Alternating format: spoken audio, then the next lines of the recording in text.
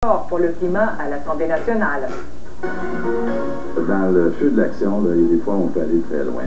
Un mea culpa devant les jeunes libéraux critiques des orientations de son parti. On avait promis une plateforme démocratique ambitieuse, et bien la voilà, chers amis.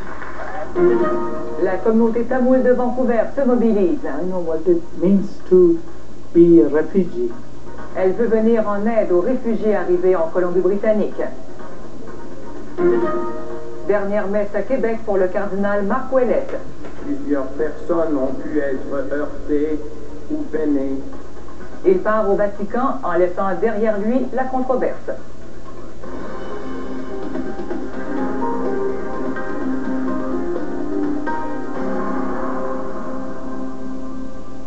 Bonsoir, mesdames et messieurs.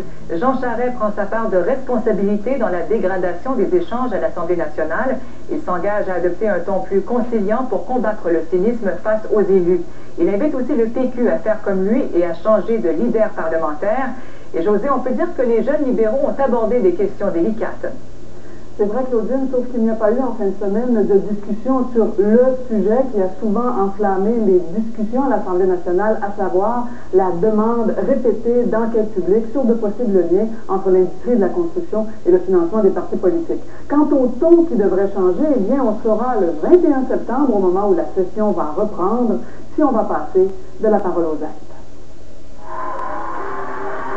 En parlant de contrer le cynisme et de changer le ton des débats à l'Assemblée nationale, les jeunes libéraux ont forcé une prise de conscience. La façon dont vous agissez dans l'arène politique va devoir changer. Sauf que les libéraux élus, leur chef en tête, estiment ne pas être seuls à blâmer pour ce qu'on entend à l'Assemblée nationale.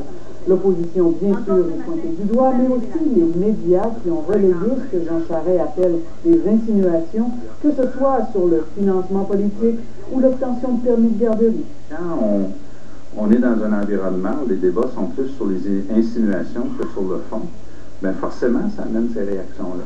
Lui qui a parlé de la tête de Slinky, du leader péquiste Stéphane Bédard, reconnaît avoir sa part de responsabilité. Et s'il dit vouloir continuer à défendre avec énergie et passion ses politiques, il croit que le retour probable de Jean-Marc Fournier comme leader parlementaire va changer la donne. Il faut accepter qu'il y a parfois des débordements. Il ne faut pas quand même prendre congé de l'effort qu'on doit faire de respecter les autres. Et le premier ministre pense que la chef péquiste pourrait s'inspirer du changement de leader du côté libéral. Je pense que c'est une occasion pour Mme Marois de faire un geste similaire. C'est une bonne idée. Je pense que ça enverrait un bon signal. Une suggestion rapidement rejetée par la chef péquiste qui s'engage cependant à adopter un ton plus serein. Elle s'attend en retour à du respect de la part des libéraux. Monsieur le proposeur. Les jeunes libéraux ont aussi l'intention de proposer au gouvernement toutes sortes de changements contraires aux politiques actuelles, comme de dégeler les tarifs des garderies à 7 $ ou de suspendre le financement de la procréation assistée le temps de revenir à l'équilibre budgétaire. En fait, pour l'instant, une seule des propositions des jeunes libéraux retient l'attention du gouvernement, c'est la refonte du Code du travail de manière à considérer comme un briseur de grève une personne qui travaille par ordinateur hors d'un établissement qui est touché par un conflit de travail.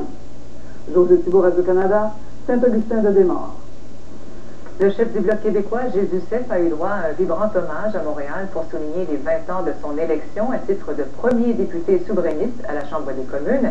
De nombreuses personnalités des milieux syndicaux, artistiques et évidemment politiques ont participé au gala, dont la chef du PQ, Pauline Marois, et l'ancien premier ministre Jacques Parizeau, qui restent convaincus de la pertinence du Bloc québécois à Ottawa.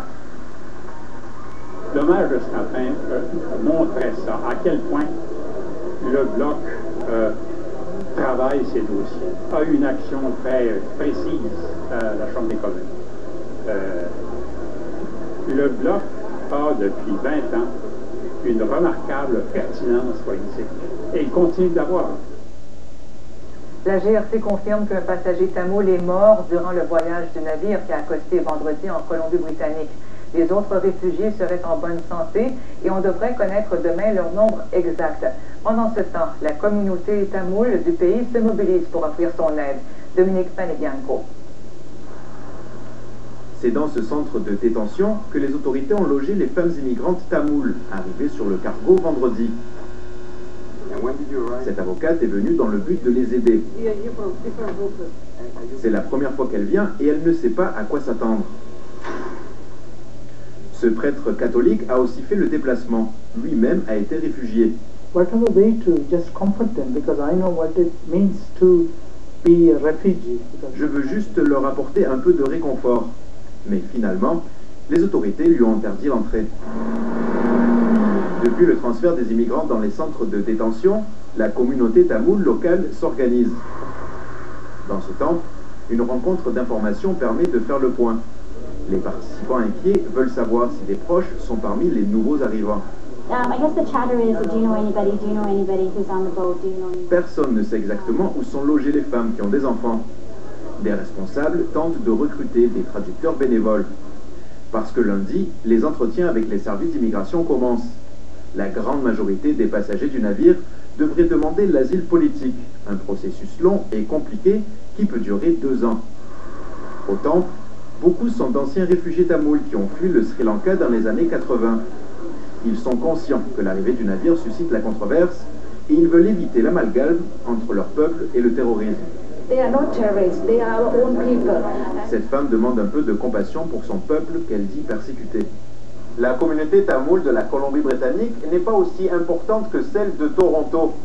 L'aide aux compatriotes sera donc difficile ici, d'autant plus qu'on ne sait pas où tous sont logés, ni combien sont venus. Dominique Paladienko, Radio-Canada, Vancouver.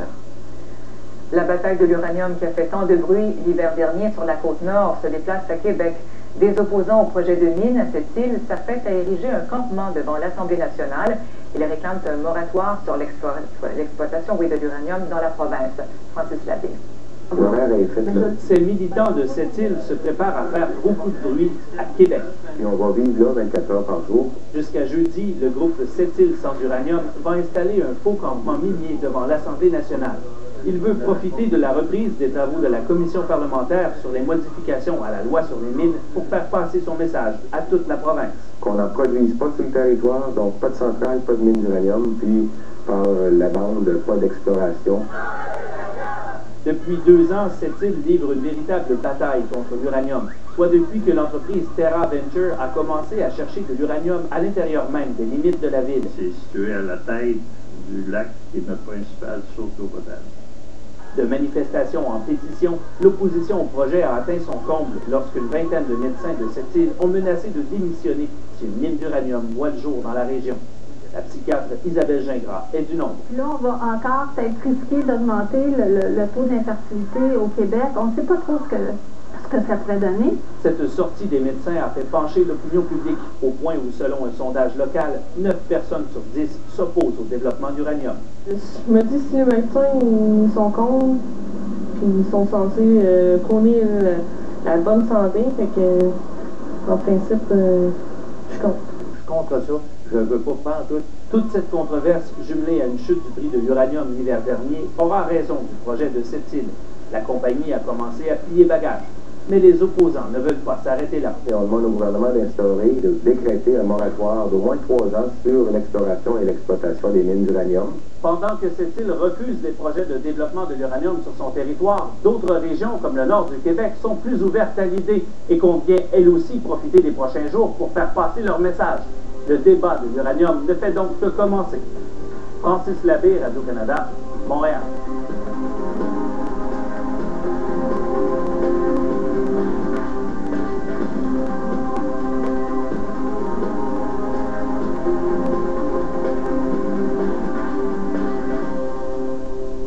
Le secrétaire des Nations Unies a entamé une visite au Pakistan dévasté par ses pires inondations. Ban Ki-moon appelle la communauté internationale à accélérer son aide aux sinistrés. L'ONU a lancé un appel de fonds pour recueillir 460 millions de dollars, mais n'a reçu que le quart du montant.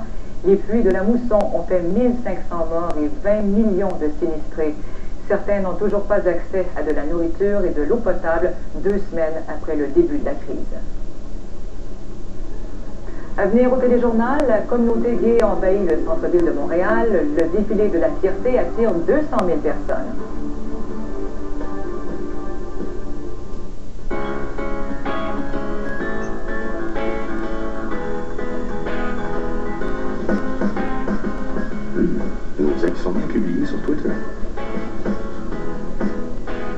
bonne idée pour la nouvelle saison, ça.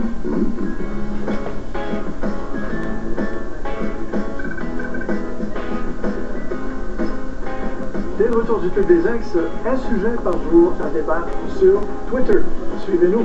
Dès le 30 août, sur RDI.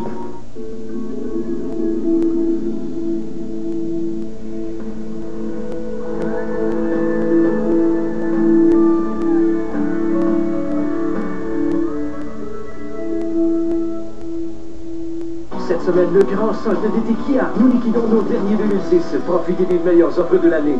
La Forte et la Soul, tous deux financés à 0% à l'achat avec transport et préparation à partir de seulement $119 et $160 aux 2 semaines. Et sur la Rio, financement 0% pendant 60 mois à l'achat. Plus, nous payons l'équivalent des 2 taxes. Exceptionnel. Profitez du grand solde d'été Kia aujourd'hui et ne payez rien avant l'automne. Uniquement chez vos concessionnaires Kia du Québec. Hâtez-vous car nos meilleures offres de l'année s'envolent rapidement. Kia, surprenez la route. Sur radiocanada.ca info, chacun fait sa route. De quoi sera fait votre quotidien? Qu'est-ce qui vous fera réagir? Quelles nouvelles partagerez-vous? radiocanada.ca info, le site le plus complet. Que fait la facture en été? Elle enquête. Elle fouille vos idées, vos histoires. Vous avez eu un problème avec un service gouvernemental, une entreprise? Communiquez avec nous. Nous avons besoin de vos questions, de vos suggestions. Où ressent-on la dépression? Partout. À qui la dépression fait-elle mal? À tout le monde. On en ressent les effets émotionnels, mais il peut aussi y avoir des effets physiques. Il existe des traitements qui agissent aussi bien sur les symptômes émotionnels que sur les symptômes physiques désagréables de la dépression. Visitez ladépressionfaitmal.ca pour en savoir plus sur ces symptômes, puis parlez-en à votre médecin. La dépression fait mal, mais vous n'avez pas besoin de souffrir.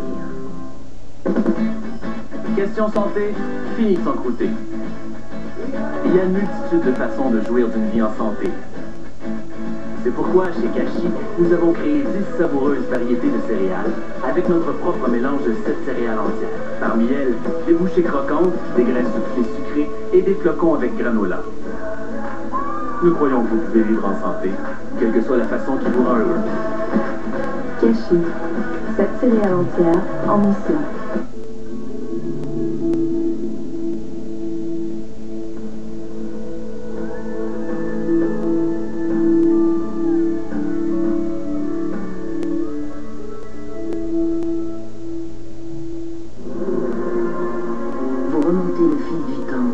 Et voilà que chaque événement explique le suivant.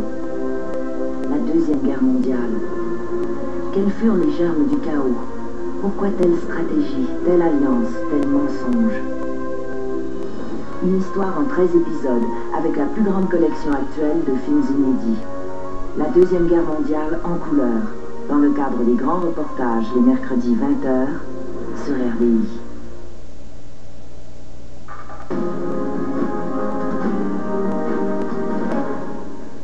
Les Acadiens célèbrent leur fête nationale. Des activités étaient organisées dans les provinces de l'Atlantique, mais aussi au Québec et dans le Maine. 20 000 personnes ont participé au Grand Tintamarre de Caraquette.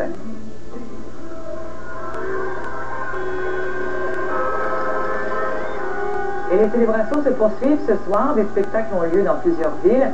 Le grand spectacle de la fête nationale a eu lieu à Shediac, au Nouveau-Brunswick. Parmi les artistes invités, Danny Boudreau, Pascal Lejeune, Le Grand Dérangement et Wilfred Le Boutillier. Je suis blanche de moi, j'ai servi de verse, en que le roi, puis j'ai dit autant.